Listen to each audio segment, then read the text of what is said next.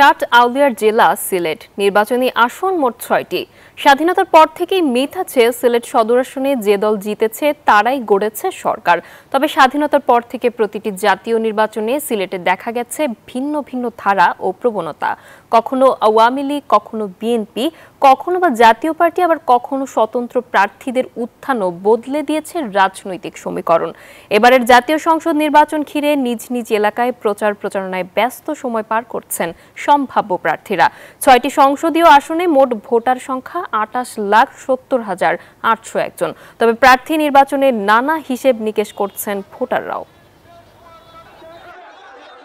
এমন একজন নেতা হইতা যেন আমরা দুঃখে সুখে সবসময় পাশে থাকতাম। টোটাল জেলার যাতে উন্নয়ন হয়, জেলার যাতে সমস্ত কাজ আসে, এই বিষয়টা নিয়ে কাজ করবে। ২৪-এর বিপ্লবের পর যাতে আরেকটা গতানুগতিক নির্বাচন না হয়, আমরা যাতে আলটিমেটলি রাষ্ট্রের যে কাঠামোগত পরিবর্তনটা যাতে আসে।